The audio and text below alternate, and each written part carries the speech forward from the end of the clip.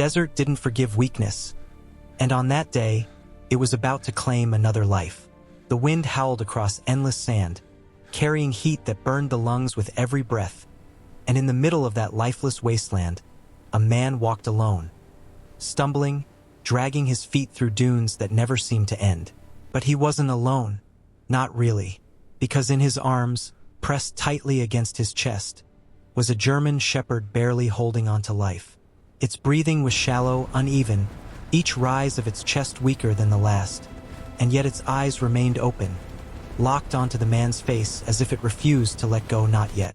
The man's face was cracked with dryness, lips split and bleeding, his uniform torn and stained with dust and old blood.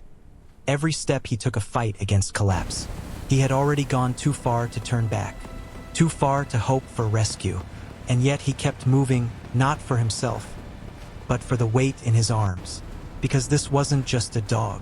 This was the only reason he was still standing. Days earlier, everything had been different. The mission had been simple, at least that's what they were told. Move through hostile terrain, extract information, get out clean. But nothing in that desert ever stayed simple. The silence out there wasn't empty. It was waiting, watching, and when everything went wrong, it happened fast. Too fast.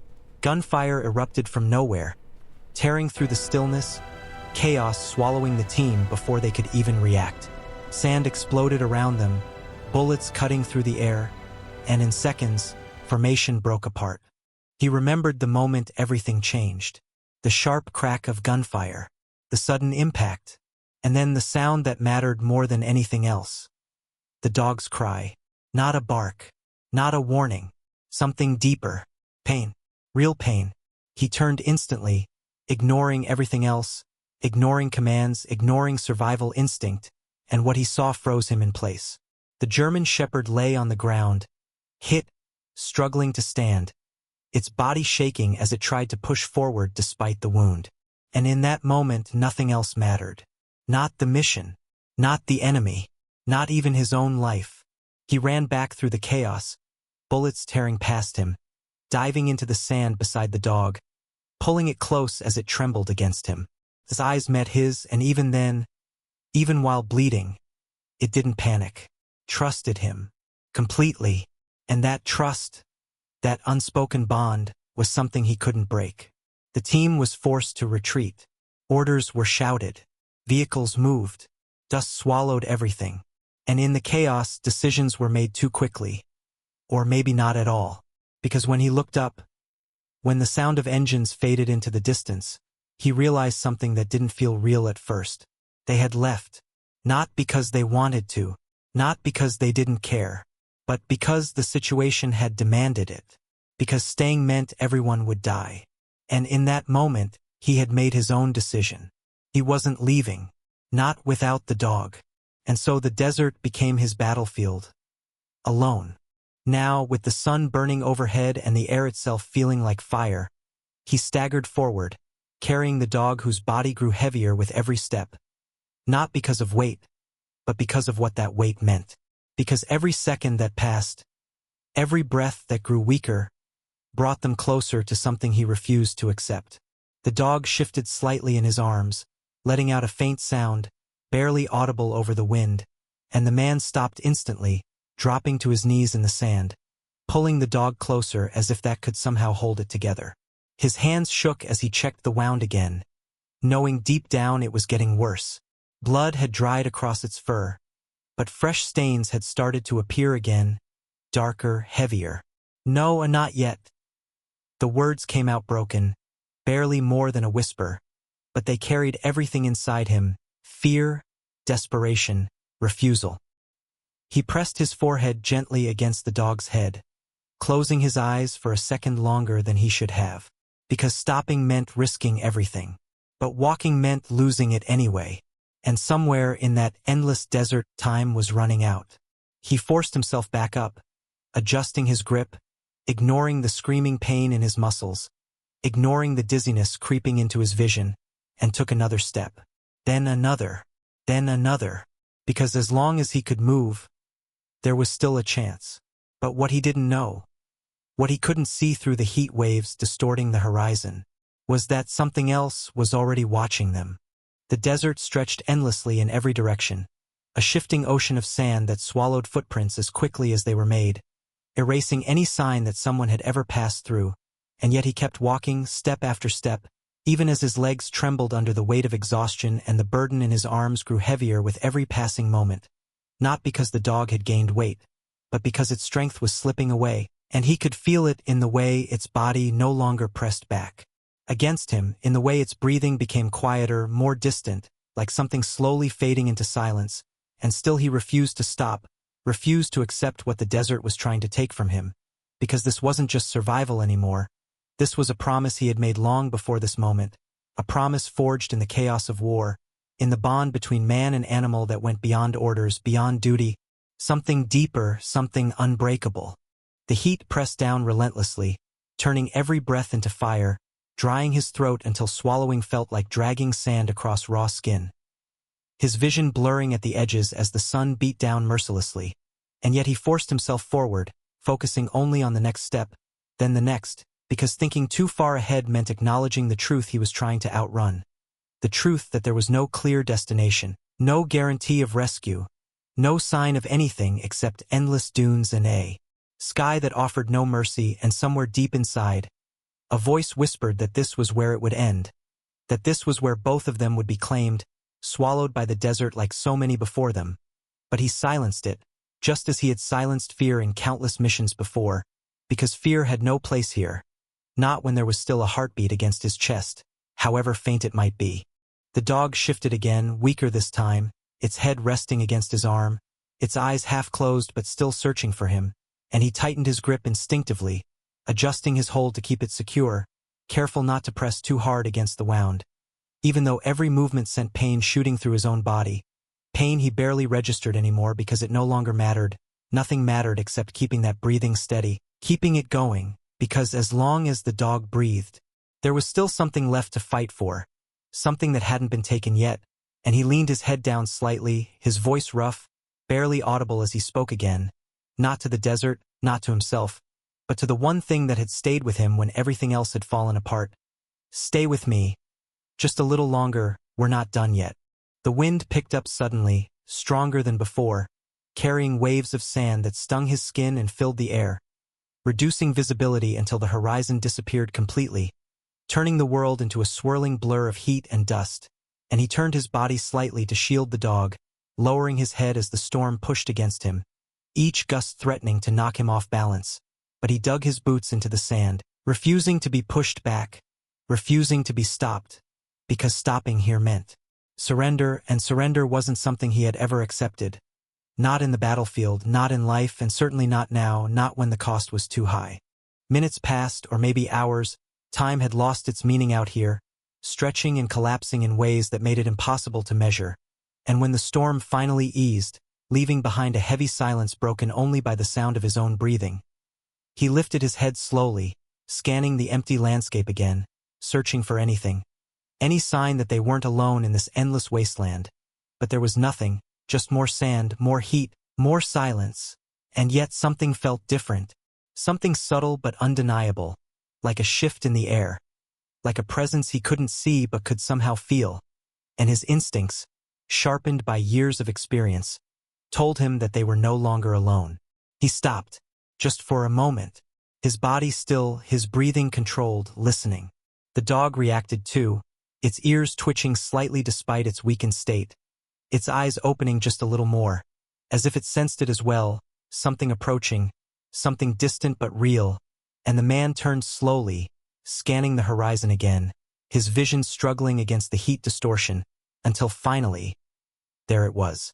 Movement, far away, barely visible, but there, a shape against the sand.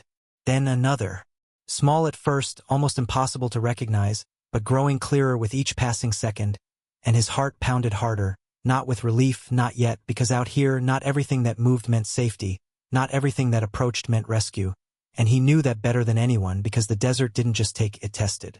The figures moved slowly, deliberate, not rushing, not hesitating, and as they drew closer, their shapes became clearer, silhouettes against the blazing sun, and something about the way they moved, the way they carried themselves, sent a sharp warning through him, a tension that tightened every muscle in his body, because this didn't feel right, didn't feel safe, and yet he couldn't turn away, couldn't run, not with the dog in his arms, not with his body already pushed beyond its limits.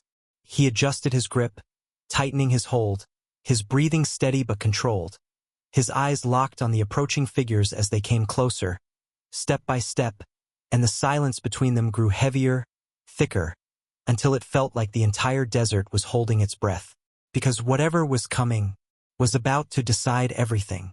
The distance between them closed slowly, but every second stretched into something unbearable, the kind of tension that settles deep in the chest and refuses to ease, and he stood there, unmoving, the dog still held tightly in his arms, his body instinctively shifting into a stance that balanced exhaustion with readiness, because even now, even at the edge of collapse, the soldier in him hadn't disappeared, it had just been buried under pain and survival, and as the figures came closer, details began to emerge through the heat distortion, shapes sharpening into outlines of men, their movements steady, controlled, not rushed like rescuers, not scattered like survivors, but something else entirely, something calculated, something that made the silence around them feel heavier than it should. He didn't call out, didn't wave, didn't show relief, because something deep inside him refused to accept this as salvation. The dog reacted again, a low, faint sound escaping its throat, not loud enough to be a warning, but enough to signal awareness, enough to show that it felt it too, whatever this was, and the man lowered his head slightly, his eyes never leaving the approaching figures as he whispered again, softer this time, "Easy, stay with me." As if calming the dog would somehow steady the moment itself. The wind shifted, carrying sound now, footsteps, multiple, and then voices, distant, unclear, but real. And as they came closer, the details sharpened further, clothing, gear, weapons, everything becoming clearer under the harsh light. And that was when it hit him fully. These weren't his people, not his unit, not rescue, something else. And in that instant, the fragile thread of hope that had quietly formed inside him snapped completely. The men stopped a short distance away, forming a loose line, watching him the same way he watched them, measuring, assessing, waiting, and the silence between them stretched longer than it should have, heavy with unspoken questions, unspoken threats, until finally one of them stepped forward slightly, not aggressively, but not cautiously either, just enough to break the stillness. The man tightened his grip on the dog, his body shifting slightly, placing himself between the dog and them without even thinking, instinct taking over completely now, and his voice came out rough, dry, but steady. "That's close enough." The words carried weight, not because of volume, but because of what stood behind them, a warning, a line drawn in the sand, and for a moment, nothing happened, the figures remained still. The desert quiet again except for the faint sound of wind moving across the dunes. Then one of them spoke. The voice was calm, too calm, and even without understanding every word, the tone was enough. It wasn't concern. It wasn't urgency. It was interest, the wrong kind, the kind that made his muscles tighten further, that made his mind race through possibilities. None of them good, none of them ending in anything other than loss. He shifted his stance again, adjusting his footing in the sand, ignoring the way his legs trembled, ignoring the way his vision threatened to blur again, because none of that mattered now, not with this new threat standing in front of him, not with the dog growing weaker in his arms, not with everything balancing on a moment that could break in any direction. The dog stirred slightly, its head lifting just enough to look toward the figures, its eyes half open but still aware, still focused, and for a brief second, something passed between them, something silent, something that didn't need words, and the man felt it, that connection, that trust, stronger now than ever, because now it wasn't just about survival, it was about protection. No matter what, no matter who stood in front of him, he wouldn't let anything happen to it. The tension snapped suddenly. One of the men moved, just a step, but enough, and in that instant, everything shifted. The soldier reacted without thinking, his body moving before his mind could catch up, stepping back slightly, tightening his hold on the dog, his eyes locking onto every movement, every detail, every sign that this moment was about to explode into something far worse. The wind picked up again, sand swirling lightly around them, adding motion to the stillness, turning the scene into something almost unreal, like a moment suspended between choices, between outcomes that hadn't yet been decided. And then, the man in front raised his hand. Slowly, not toward him, but toward something behind. A signal. And that was when the soldier realized. This wasn't just a few men. This was something bigger. And he was already surrounded. The realization didn't hit like panic. It settled like cold steel, sharp and immediate, cutting through exhaustion and forcing clarity into a body that had almost given up. And in that moment, every instinct he had ever trained, every decision made under pressure, every fight he had survived came rushing back to the surface, not as memory, but as action. Because now there was no room left for hesitation, no space for doubt, only one simple truth standing in front of him. If he made the wrong move here, it wouldn't just cost him his life. It would cost the one thing he had carried through hell to protect. The dog shifted again in his arms, weaker now, its breathing uneven, its body no longer able to hold itself steady, and the weight of it pressed harder against him, not physically, but emotionally, because he could feel time slipping, could feel the margin shrinking with every passing second, and yet now, he couldn't move forward, couldn't run, couldn't escape, not with the way they were positioned, not with the way the desert offered no cover, no protection, nothing but open ground and visibility in every direction.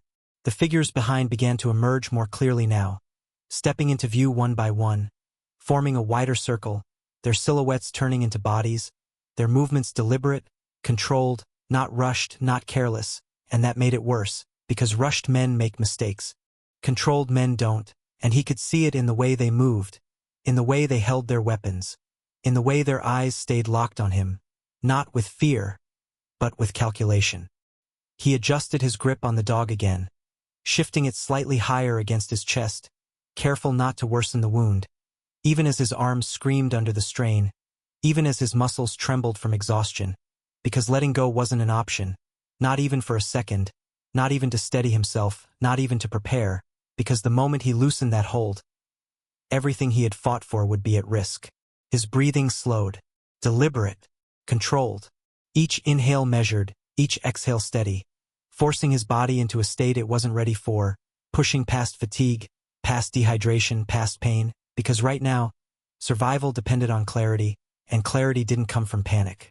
The man who had stepped forward earlier took another step.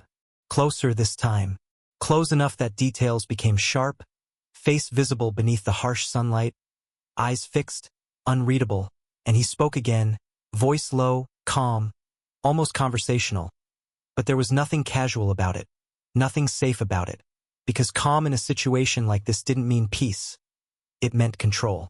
The soldier didn't respond, didn't need to, because the answer was already written in the way he stood, in the way he held the dog, in the way his body formed a barrier between them and it, in the way his eyes never broke contact, never wavered, never showed weakness, even when weakness was all his body felt. The wind shifted again, lighter now, but enough to move the sand around their feet, enough to blur the edges of the moment, and in that subtle movement something changed, something small but critical, a shift in positioning, a gap opening just slightly between two of the figures behind him, a space that hadn't been there before, and his mind caught it instantly, filed it away, measured it against everything else, because even now, even here, there was always a possibility, even if it was small. The dog let out a faint sound again, softer than before, barely there, but enough to break through his focus for a fraction of a second, enough to remind him what mattered, and he lowered his head slightly, his voice almost gone now as he whispered, "Just a little longer, I've got you." And there was something in that moment, something raw, something human, something that cut through everything else, because this wasn't just about survival anymore. This was about not losing the one thing that had stayed with him when everything else had fallen apart. The circle tightened, not aggressively, not suddenly, just enough, just a step closer from each direction. And the message was clear. There was no easy way out, no simple escape, only choices, and none of them good. The man in front raised his hand again, not as a signal this time, but slowly toward him, palm open, not reaching for the dog, but close enough to suggest it. And that was all it took. The soldier's body reacted instantly, stepping back, tightening his hold, his eyes sharpening. The warning clear now, not spoken, but understood. No one touches it. Not now. Not ever. The tension snapped tighter. The air itself feeling heavier, thicker, like the desert had stopped breathing again, waiting to see what would happen next. Because moments like this don't last. They break. And when they do, everything changes. Part 5 right in paragraph, no heading please buddy follow rules. The moment stretched thinner than it should have, like something about to snap under pressure, and he could feel it in every nerve, in the way the air seemed to tighten around them, in the way the men shifted just slightly, not enough to trigger panic, but enough to signal that whatever came next was already decided. And he stood there with nothing left to give but refusal, because there was no negotiation here, no compromise, no version of this where he handed the dog over and walked away. That reality didn't exist, not in his mind, not in his body, not in anything that had carried him this far. The dog's breathing hitched again, weaker, slower, and this time, it lingered longer between breaths. Too long. His grip tightened instinctively, his arms pulling it closer as if that could hold it together, as if that could force time to slow down. And for a split second, everything else faded. The men, the desert, the danger, all of it disappearing under the weight of that one fragile sound, or the absence of it. And he lowered his head slightly, his voice cracking for the first time, not with fear, but with something deeper, something he hadn't allowed himself to feel until now. Stay with me. Don't do this now. Not here. But the desert didn't listen, and neither did time. The man in front moved again, closer, and this time, the others followed. Not rushing, not attacking, just closing in, step by step, like a tightening noose.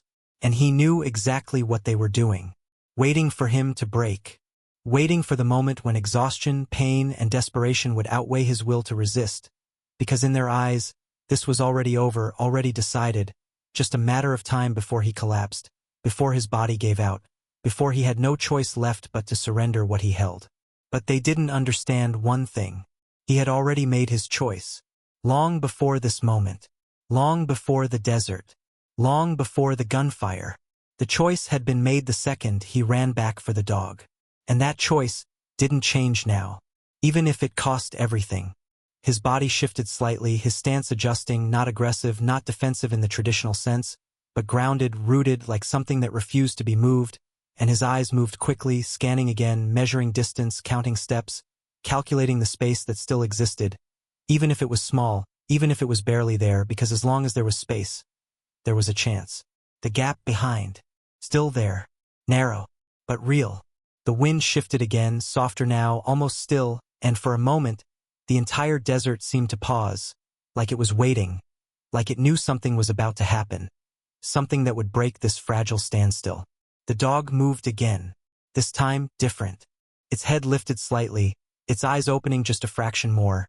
Not focused, not strong, but aware, just enough to meet his gaze, just enough to connect one more time. And in that moment, something passed between them, something that didn't need words, something that went deeper than understanding, deeper than logic. Trust, complete, unquestionable, and something else. Acceptance, not of death, but of him, of whatever choice he was about to make. And that changed everything. His breathing slowed, completely, calm, focused. The fear that had been creeping in gone, replaced by something sharper, something clearer, the kind of clarity that only comes when there is nothing left to lose. The man in front took one final step forward, close enough now, close enough to reach, and his hand moved again, faster this time. Not a gesture, not a signal, a move, and that was it. The moment broke. Everything exploded at once.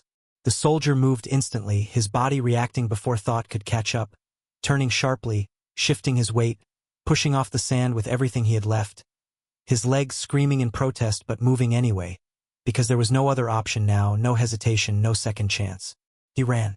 Not fast, not clean, but enough. Straight toward the gap. The men reacted immediately. Shouts, movement, sand kicking up behind him as they closed in. But he didn't look back. Couldn't, wouldn't, because looking back meant slowing down.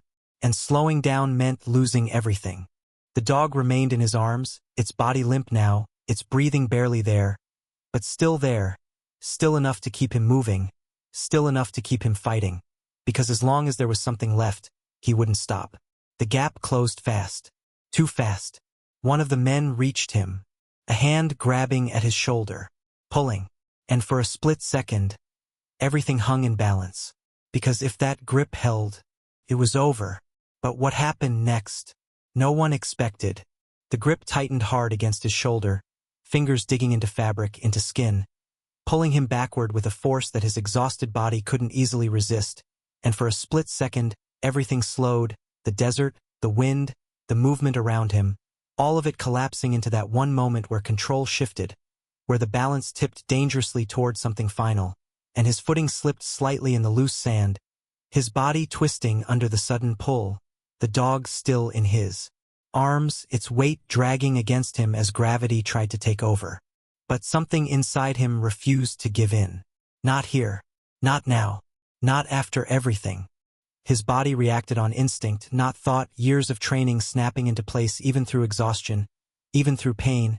His free arm driving backward sharply, not clean, not precise, but enough to break the hold, enough to create space, and the grip loosened just for a second, just enough for him to wrench himself forward again, stumbling hard as his boots dug into the sand, his balance barely holding, but holding just enough to keep moving.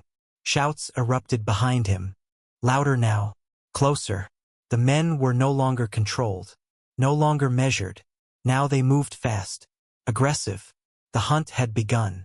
His breathing turned ragged again, chest burning, vision narrowing, but he forced his legs to keep going, step after step, pushing through the pain, through the dizziness, through the weight of everything that should have already stopped him, because stopping meant losing it, and losing it meant everything he had fought for. Everything he had carried was gone.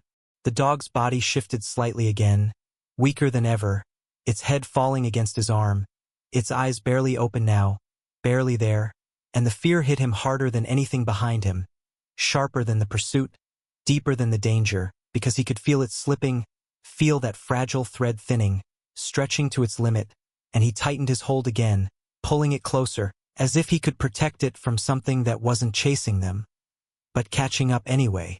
"Stay, just stay," he muttered, his voice breaking completely now, raw and unfiltered.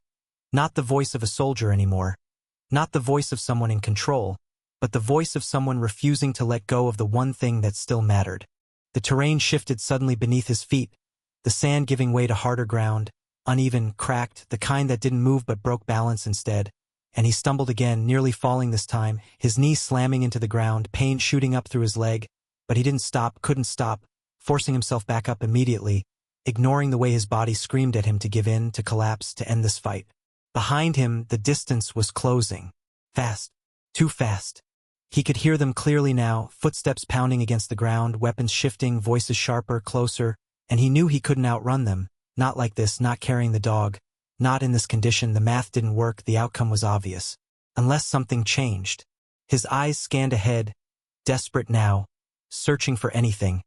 Any break in the landscape, any advantage, any chance, and through the blur of heat and exhaustion, he saw it. A ridge, low, jagged, not far, not safe, but something that could break line of sight, something that could buy time. And time was everything. He pushed harder, forcing his body into one final effort, every step heavier than the last, every breath shorter, sharper, his vision narrowing further, the edges darkening, but he locked onto that point, that ridge, like it was the only thing that existed now, the only thing that mattered. The dog didn't move, didn't react. Its body completely still now except for the faintest rise of its chest. And that scared him more than anything else, more than the men behind him, more than the desert itself, because silence from it meant something he wasn't ready to face.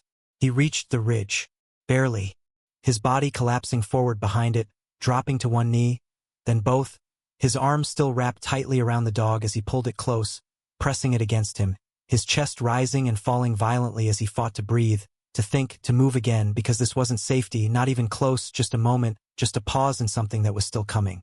The footsteps slowed behind him, then stopped, for a second, then spread out. They were searching, circling, not rushing in blindly, still thinking, still hunting, and he knew what that meant. This wasn't over. Not yet. He lowered his head slightly, pressing his forehead against the dog's, his eyes closing for just a second, just long enough to gather what little strength he had left, and his voice came out in a whisper that barely existed. "You're not dying here, you hear me? Not here." But even as he said it, he wasn't sure if the dog could still hear him. And that was the one thing he couldn't fight. The silence behind the ridge didn't last long.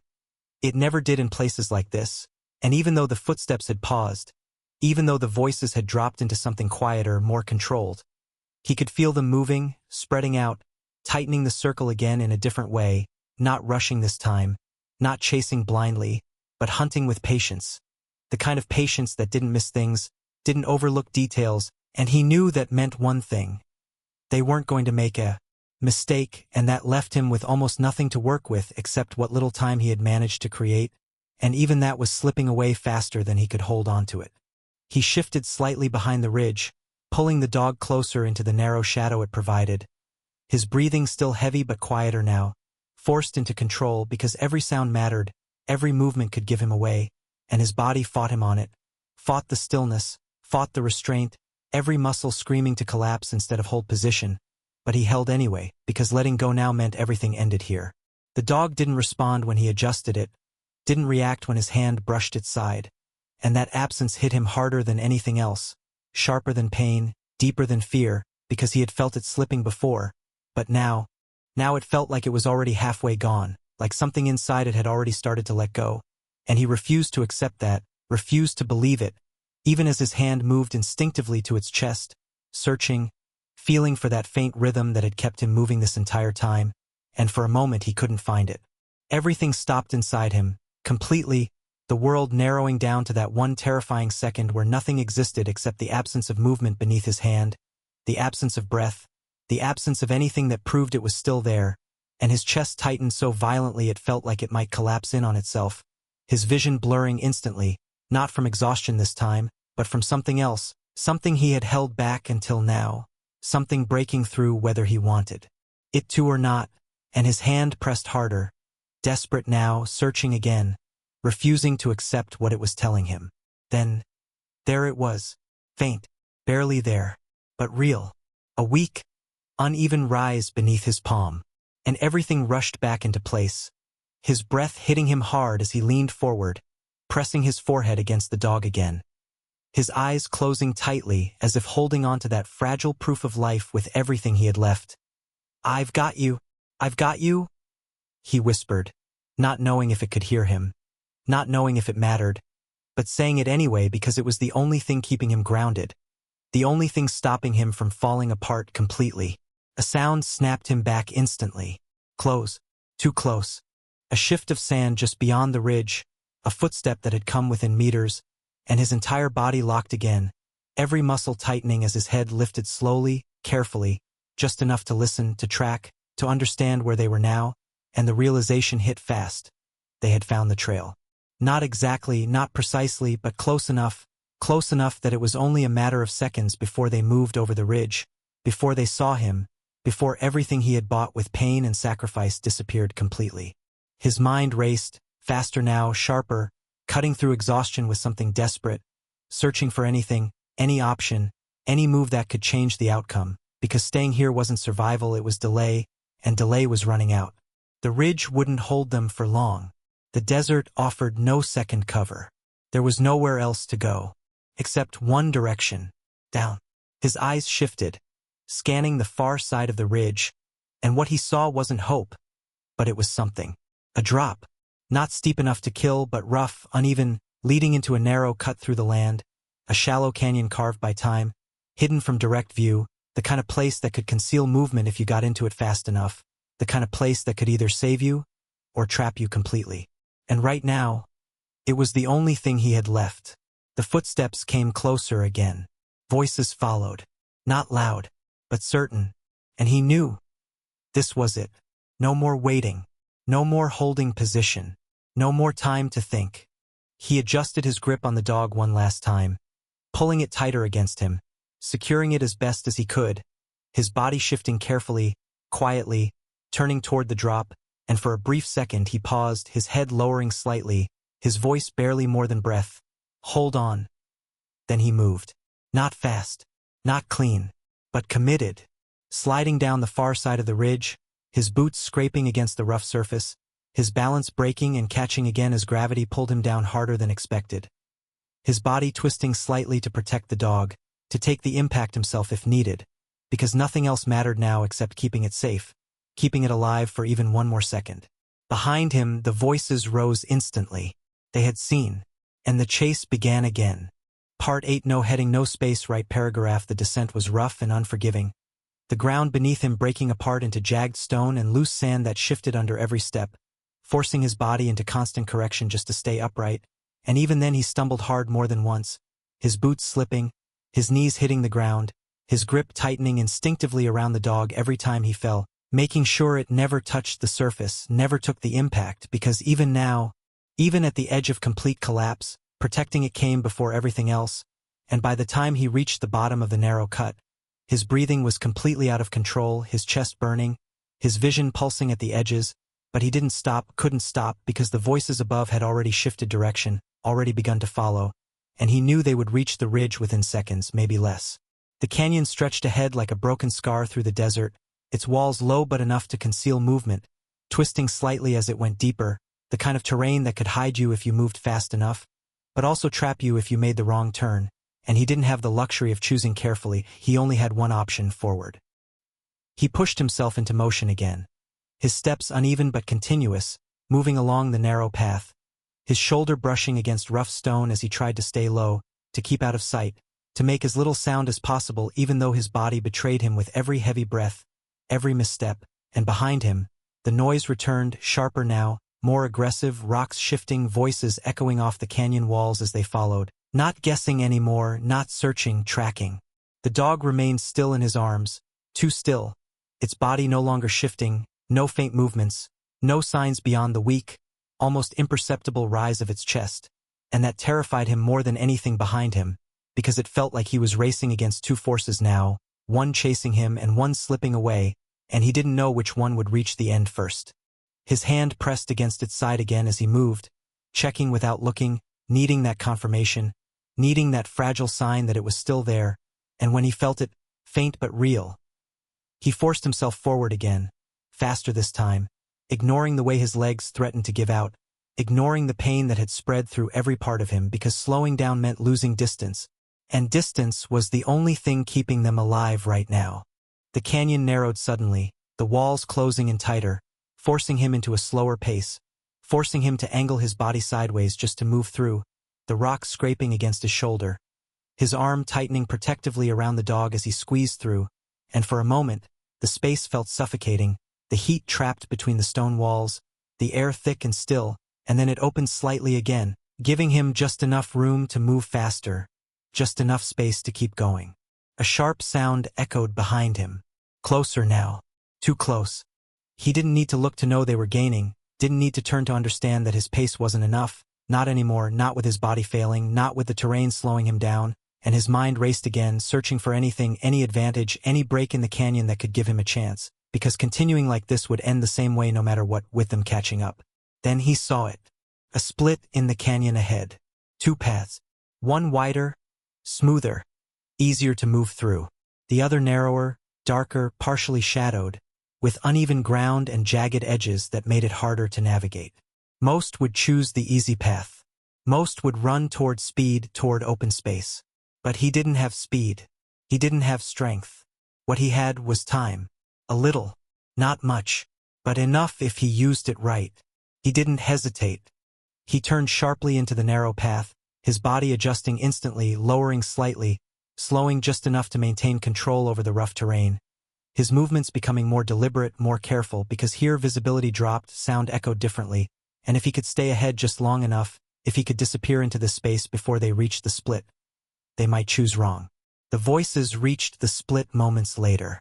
He could hear it clearly now, the brief pause, the shift in movement, the decision being made, and his entire body froze for a second, his breath held without him realizing it, his muscles locked as he waited. Because this was the moment. This was the choice that would decide everything. A second passed. Then another. And then, footsteps moved. Fast. But not toward him. They chose the wider path. The easier one. The faster one. And just like that, he had space again. Not safety. Not escape. But space. And for the first time since the ridge, he allowed himself one breath that wasn't forced. One moment where his body didn't feel like it was collapsing. And he lowered his head slightly, his forehead pressing gently against the dog again as he whispered, "We're not done yet." But even as he said it, the truth still remained. They were close. Too close. And the dog was running out of time. The narrow path twisted deeper into the canyon, forcing him to move slower than he wanted, each step calculated now, careful not to lose footing on the uneven ground, careful not to make noise that could carry back through the stone corridors behind him, because even though they had chosen the other route for now, he knew that wouldn't last. Men like that didn't make one decision and stick to it, they adjusted, they corrected, and sooner or later they would realize the mistake, and when they did, they would come back, and this time they would be closer, faster, more certain, and he didn't have enough left in him to outrun that twice. His breathing had changed again, no longer sharp and chaotic, but dangerously slow, heavy, like his body was beginning to shut down piece by piece, conserving what little energy remained, and that scared him more than anything else because slowing down meant weakness, and weakness here meant the end, not just for him, but for the dog. He adjusted his grip again, shifting it slightly to keep the dog secure as his arms trembled uncontrollably now, his strength fading with every second, and when he looked down, really looked this time, his chest tightened harder than before. The dog's eyes were barely open now, not focused, not tracking him like they had before, just faintly there, like something distant, like something already halfway gone, and its breathing had become so light he had to stop for a second just to confirm it was still happening at all. He dropped to one knee without meaning to, his body giving in for just a moment, his hand moving quickly to the dog's chest again, pressing gently, searching, desperate for that small movement, that small sign that had kept him going this entire time, and for a second, there was nothing.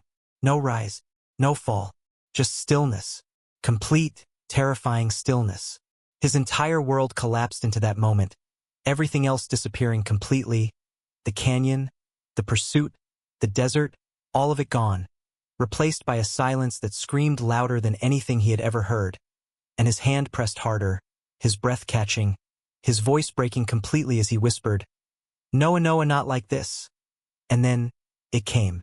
A weak, uneven breath, barely there, but real, and it hit him like a shock, pulling him back from the edge of something he couldn't come back from, his body reacting instantly as he leaned forward, pulling the dog closer, holding it tighter than before, his forehead pressing against its head again, his eyes closing for a brief second as he forced himself to breathe, to stay focused, to keep moving, because stopping here meant losing everything, and he wasn't ready to accept that, not yet. The sound came again. Behind him, faint, but unmistakable. Footsteps. Not many, but enough. They had figured it out. His head lifted instantly, his eyes sharpening despite the exhaustion. His body forcing itself back up again even as it screamed in protest, and he turned, just enough to confirm it, just enough to see movement at the far end of the path behind him, shadows shifting between the rocks, closing in again, and whatever small advantage he had gained was gone. His mind raced again, faster now, desperate, searching for anything, any way out, any chance to break this cycle, because running deeper into the canyon wouldn't save him, not now, not when they were already this close, not when his body was failing this badly. And for the first time, the thought crossed his mind. Not of giving up, but of something else, something harder, something he didn't want to consider. Because if he couldn't outrun them, if he couldn't hide, if he couldn't keep moving, then there was only one thing left: protect the dog. No matter what, even if it meant not walking out himself. The thought hit him like a blow, heavy, final, something that settled deep inside him and refused to move, and for a moment he didn't move either, just stood there, holding the dog, feeling its weak breath against him, hearing the footsteps getting closer, knowing exactly what was coming next. And for the first time since this began, he wasn't thinking about escape anymore. He was thinking about sacrifice. The footsteps drew closer, the sounds sharp and calculated now. A steady rhythm that echoed through the canyon walls, growing louder, more certain, and each step felt like it was pulling him deeper into something he couldn't outrun, couldn't escape. But as the pressure mounted, as the fear clawed its way through every muscle, he forced himself to stay still, to not panic, because panic meant mistakes, and mistakes meant failure. The dog's breath, though faint, was still there. Its body still held tightly in his arms, and that kept him grounded, kept him focused, because as long as it breathed, there was still hope, still a reason to fight, still a reason to push forward. But the truth was clear now.